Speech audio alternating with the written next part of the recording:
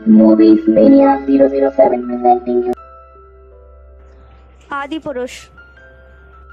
तो इस फिल्म की कहानी शुरू होती है राम सिया राम गाने से। इस गाने में राम जी और सिया जी का विवाह दिखाया जाता है। दशरथ जी से 2 वचन और भरत द्वारा चरण पादुकाएं ले जाना, इन सब में गाना खत्म हो जाता है। और गाना खत्म होते ही हमें रावण दिखाया जाता है, जो बर्फीली चट्टान के बीच तपस्या कर रहा होता है और मांगने पे भी अमरता का वरदान ना देने वाले ब्रह्मा जी रावण से प्रसन्न होकर उसे ये वरदान दे देते हैं कि देव और दानव के द्वारा तुम्हारी मौत नहीं होगी। तुम्हारी मौत ना दिन में होगी, ना रात में होगी, ना वायु में होगी, ना जल में होगी। तुम्हें कोई मानव मार नहीं सकता। भगवान ब्रह्मा का वरदान मिलते ही रावण दैत्य में परिवर्तित हो जाता है। अब सीन शिफ्ट होता है। हमें राघव और जानकी दिखाए जाते हैं, जो अपने पिता के दिए हुए वचनों का पालन करते हैं और वनवास काट रहे होते हैं।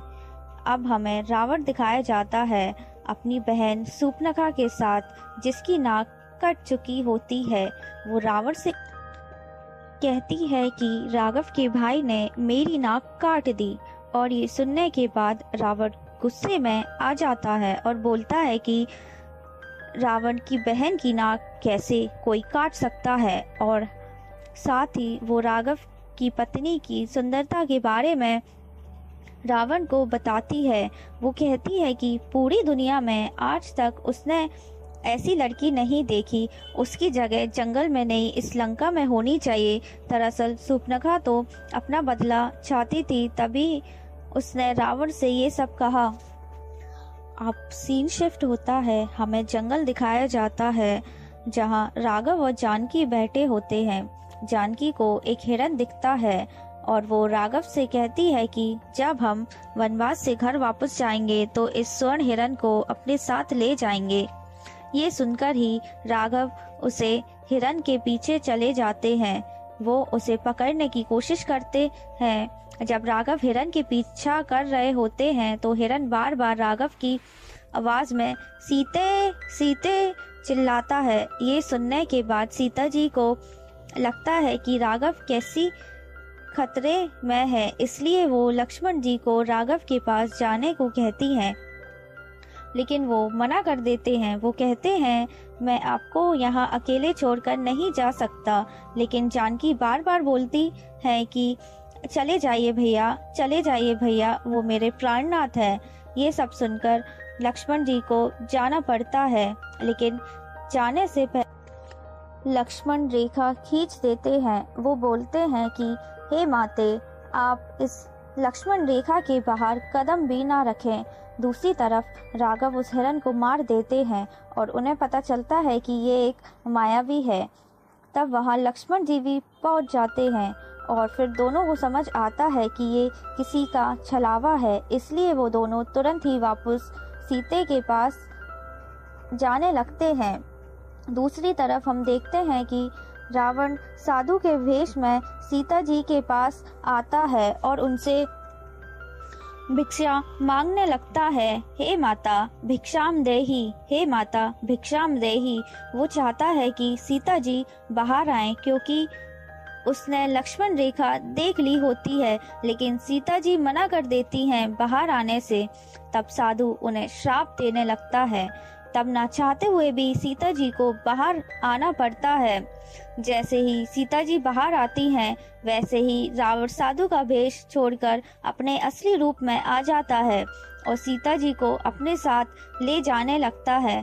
ये सब कहीं ना कहीं राम जी और लक्ष्मण जी देख लेते हैं। जब रावण सीता जी को ले जाने लगता है तो पीछे से एक बाज आता है। वो पूरी कोशिश करता है सीता जी को उससे बचाने की, लेकिन आखिर में रावण उसे मार देता है। ये सब राम जी और लक्ष्मण जी देख रहे होते हैं।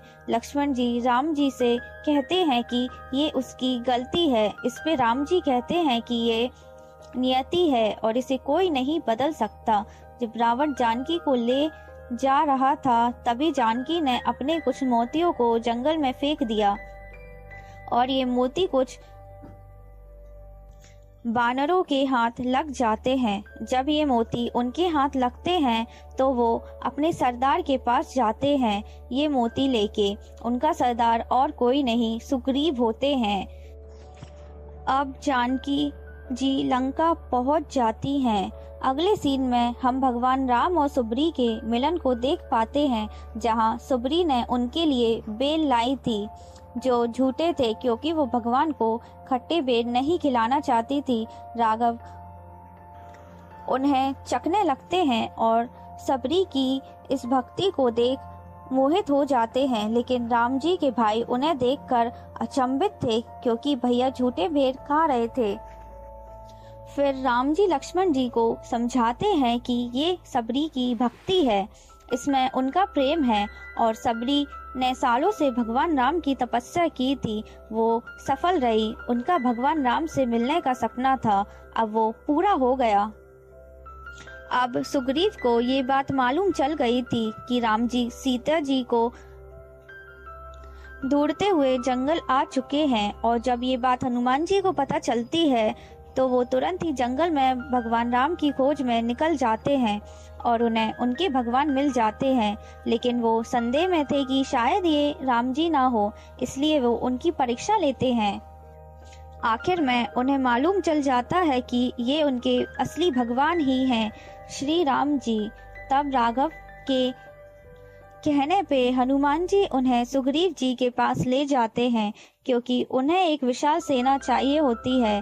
लेकिन यहाँ आने के बाद उन्हें पता चलता है कि दोनों भाइयों के बीच बंटवारा हो चुका है, और जो बाली है वो बहुत पावरफुल है और बहुत चतुर भी, और पूरी सेना उन्हीं के साइड है। तब भगवान उनकी मदद करने के लिए आगे आते हैं और सुग्रीव से कहते हैं कि तुम्हें अपने भाई बाली से युद्ध करना होगा, और जो तुम्हें चाहिए है वो मिल जाएगा, जो तुमने खोया है वो तुम्हें वापस लेना है।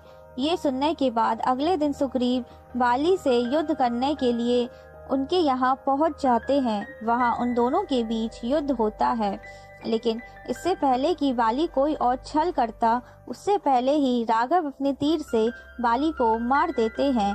अब यहाँ का राजा सुग्रीव बन जाता है और पूरी सेना सुग्रीव के कंट्रोल में हो जाती है। लेकिन अब बड़ी समस्या ये आ जाती है कि इतने बड़े समुद्र को वो लोग कैसे पार करेंगे। उन्हें ये संदेश भी सीता जी को भिजवाना होता है कि राघव उन्हें लेने आ रहे हैं, लेकिन ये सब कहने कौन जाएगा।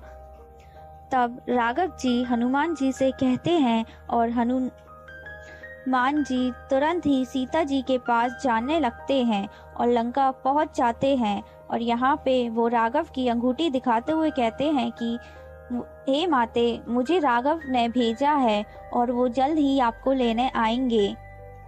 हनुमान जी माते से कहते हैं कि आपको अभी मेरे साथ चलना चाहिए। इस पे सीता जी कहती हैं कि राघव ने मुझे पाने के लिए धनुष तोड़ा था, अब वो रावण का घमंड तोड़ना होगा। जब वो दोनों बात कर रहे होते हैं तभी रावण के कुछ लोग आते हैं और वो हनुमान जी को बंदी बना लेते हैं। इसके बाद रावण का बेटा इंद्रजीत हनुमान जी से, हे बानर, तुमने यहाँ आने का दुस्साहस कैसे किया है, और उसकी पूंछ में आग लगा देते हैं। और इंद्रजीत हनुमान जी से कहते हैं कि यहाँ पे आया है तो जलेगी तो तेरी ही। इस पे हनुमान जी कहते हैं कि कपड़ा तेरे बाप का, आग तेरे बाप की, तो जलेगी तो तेरे बाप की ही। इसके बाद हनुमान जी जगह जगह जाकर पूरी लंका में आग लगा देते हैं और वापस राघव के पास पहुंच जाते हैं। वो राघव से कहते हैं कि सीता माता बिल्कुल ठीक हैं। इसके बाद ये लोग समुद्र पे सेतु बनाना शुरू करने वाले थे, लेकिन समुद्र उनका साथ नहीं देता। तब राघव ने अपने धनुष से एक ब्रह्मास्त्र निकाला और वो पूरे समुद्र को सुखाने वाले थे, क्योंकि वो उनकी मदद नहीं कर रहे थे। राघव यहाँ तीर छोड़ने वाले ही होते हैं, तभी समुद्र देवता सामने आ जाते हैं। यहाँ पे समुद्र देवता राघव से माफी मांगते हैं और कहते हैं कि सेतु बनाने के लिए पत्थर पे अपना नाम लिखकर उसे पत्थर को समुद्र में फेंक दीजिए, मैं उस पत्थर को डूबने नहीं दूंगा। ये सुनकर पूरी सेना यही करने लगती है। वो पत्थर पे श्री राम लिखते हैं और समुद्र में फेंक देते हैं। इस तरह से सेतु बनाना शुरू हो जाता है और धीरे धीरे करके वो एक बहुत बड़ा सेतु बना लेते हैं। फिर पूरी सेना के साथ लंका जाने लगते हैं और अब राघव की सेना के साथ विभीषण भी जुड़ गया था, क्योंकि रावण अन्याय कर रहा था, इसलिए वो सच्चाई के मार्ग पर चलना चाहता था और हर चीज वो रावण के बारे में राघव को बता देता है।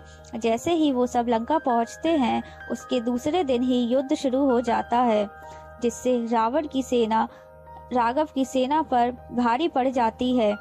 इसके बाद इंद्रजीत युद्ध में आते हैं, जिससे युद्ध और गंभीर हो जाता है। वो नागबाण से लक्ष्मण जी को घायल कर देते हैं और उनकी जान जाने लगती है और अब उन्हें बचाने का कोई रास्ता नहीं दिख रहा होता है। तभी राम जी बहुत भावुक हो जाते हैं और इसके इलाज सिर्फ विभीषण के पास होता है।